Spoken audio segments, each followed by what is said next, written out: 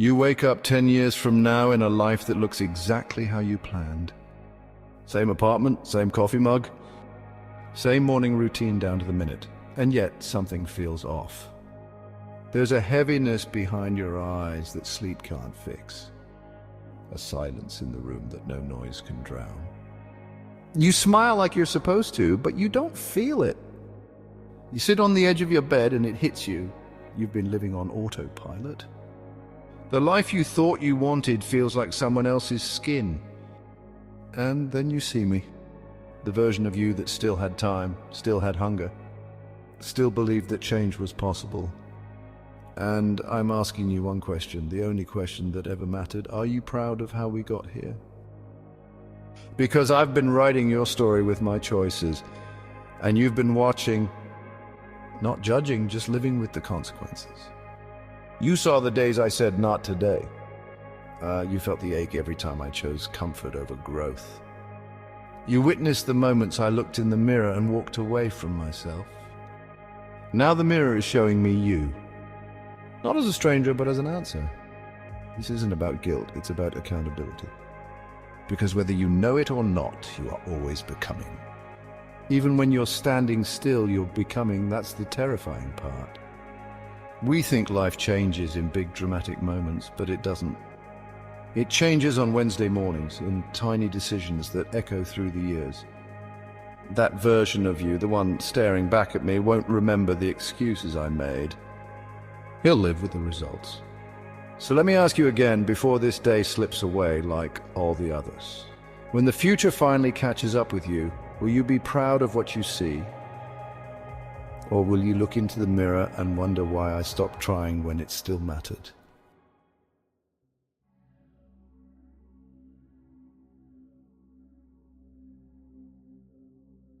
Chapter 2, The Ghost of Potential. There's a version of you who never backed down. He didn't wait for the perfect moment. He started with what he had. He failed, yes, but he grew.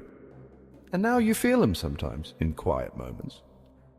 In the hesitation before a decision. In the ache you can't name. He doesn't shout, he doesn't punish, he waits. He's the ghost of potential. And he haunts not with memories, but with possibilities. Not with what you lost, but what you never dared to claim. You see him in the night you closed your laptop instead of writing the first line. In the moment you turned away from the conversation you were meant to have. In the version of you that stayed quiet when everything in your chest screamed to speak. And the worst part, he doesn't need to be angry. Because he knows something you try to forget. The longer you delay, the easier it gets to stay where you are. And the easier it gets, the further you drift. There's a man out there who lived the life you were meant to. Not because he was better, but because he didn't wait. You become a ghost not by failing, but by fading. By letting your own potential go unanswered. And if you ignore that ache long enough, one day you'll look in the mirror and see a face you recognize but don't admire. That's when you'll feel it. The cold realization that this was preventable. That somewhere long ago there was a choice. And you walked past it. This is your chance to choose differently. To feel that ache and move anyway. To see the ghost and walk toward him instead of away. Because every day you hesitate, he steps further into the life you could have had. And if you keep waiting, you'll wake up and realize you didn't just meet the ghost of potential, you became him.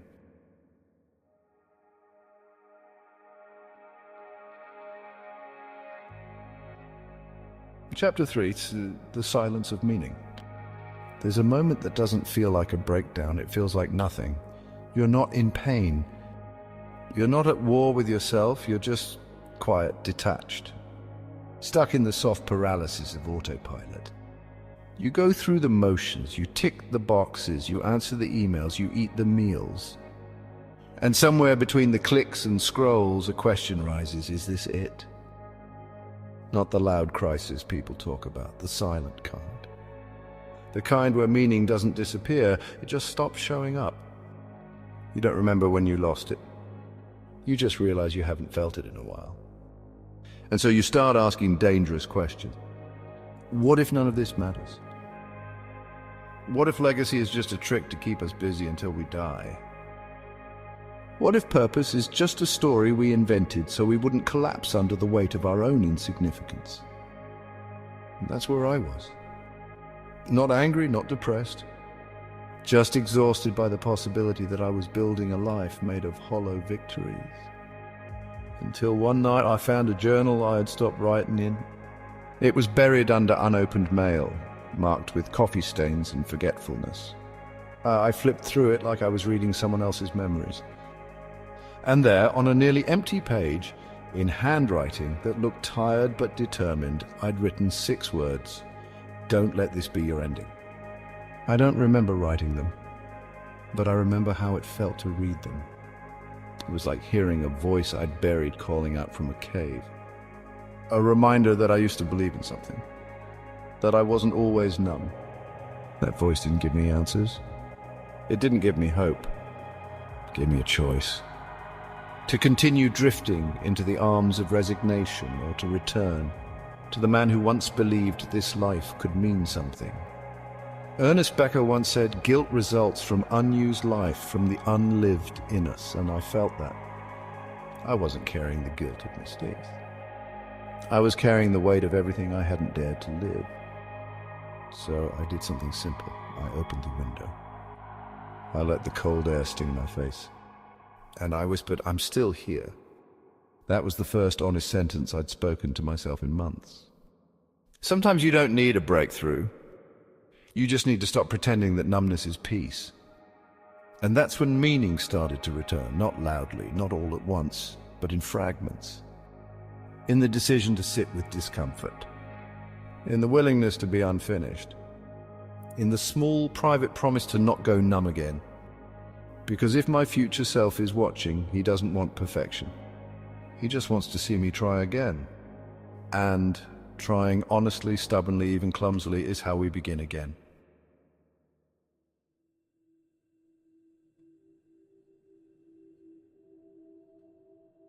Chapter 4, The Unfinished Letter.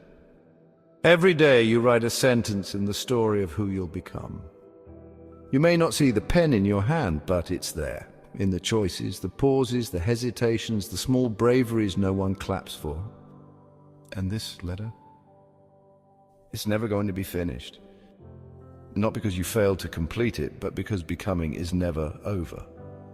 Farrokhzad said, "No matter what age we die at, we will always have unfinished sentences." That's the cost of becoming someone real. You will never be able to say it all. There will always be more inside you than you can express in this life, and that's not tragedy. That's proof that you were alive. Carl Jung once wrote, "We meet ourselves time and again in 1,000 disguises on the path of life. But to recognize yourself beneath those disguises, you have to peel them away one by one. The disguise of I'm fine. The mask of this is enough. The costume of maybe someday. Each one feels like protection. But they're just layers that keep you from remembering who you are. There's an ancient Gnostic story that haunted me. A young prince is sent from the east to retrieve a sacred pearl. But when he enters the foreign land, he forgets who he is. He eats their food, wears their clothes. And slowly he falls asleep inside a life that isn't his. Until one day, a letter arrives from home. A letter that reminds him of the mission, of the pearl, of the self he had forgotten, and he awakens. That story isn't about mythology, it's about you. You were sent here for something sacred. But this world, the expectations, the comfort, the noise, it makes you forget. This is your letter. This is the voice saying, you haven't failed, you've only been sleeping. And now, you get to wake up, you get to remember. You get to write again, not with perfection, but with presence. The sentences will remain unfinished, that's inevitable. But make sure the part you write today is honest. Make sure the man who reads it tomorrow, the version of you watching right now, knows that you didn't wait for a clean ending, you began anyway.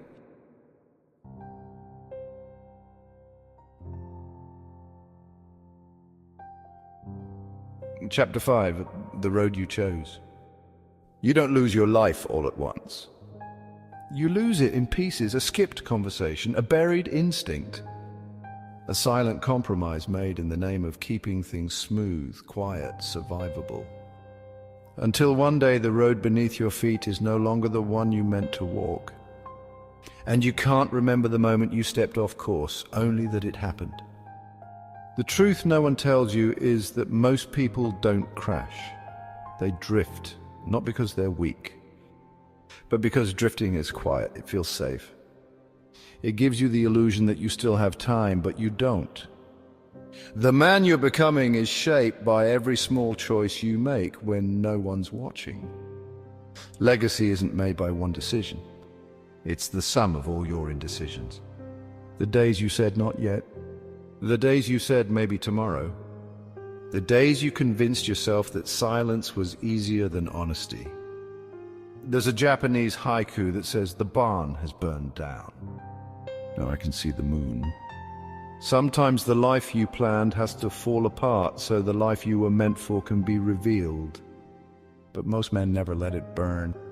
They cling to the barn, calling it security, never realizing it's blocking their view.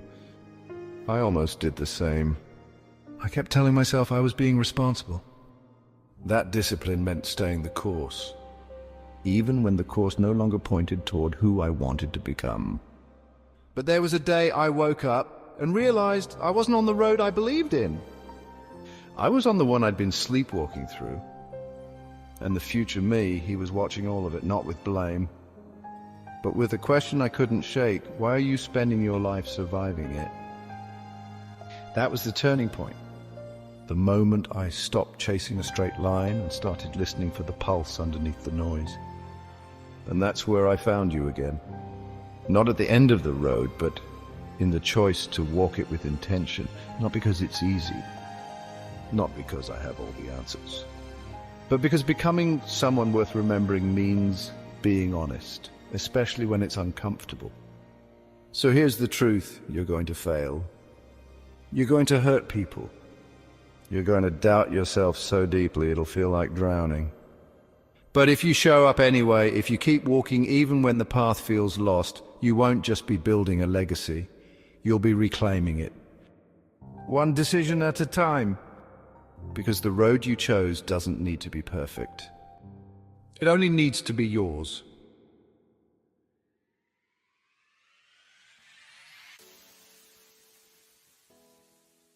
Chapter 6, The Face in the Firelight. This letter was never meant to be perfect. It was meant to be honest. A record of the man I tried to become when no one was watching. A quiet confession to the future I once feared, and a gift for you. The you who's been watching. There were days I didn't believe you existed. Days I forgot that becoming isn't about arriving, it's about enduring. The version of me that wanted to impress you has long been burned away. What's left is this: a man who tried. A man who fell short. A man who kept going. You don't owe me pride, you owe me nothing. But if you feel anything reading this, I hope it's recognition. I hope you see yourself in these lines. Because every sentence I wrote was a step toward you. And even when I doubted everything, when the silence grew heavy, when the meaning slipped away, when I came so close to letting it all go, I still kept writing. Not for the world, not for applause, but for the day you would sit in front of this firelight, hold this letter in your hands and whisper, "I remember who we were." This is the moment I hand the pen to you.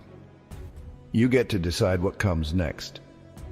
Not because you have something to prove, but because you're still here. And if you're still here, that means the story isn't over. So take everything I couldn't finish. Take the unwritten pages. Take the questions I never answered. Take the dreams I only dared to start and build something with them. Burn this letter if you must. Let the past turn to ash. Let the fire remind you that you are not made of what you lost. You are made of what you refuse to stop becoming. And if you ever forget, if the noise returns, if the numbness creeps back, if the mirror begins to blur, return here to the flame, to the voice, to the truth you once wrote for yourself. I didn't become you to be remembered. I became you so you would never feel alone. And if you're still listening, thank you, we made it.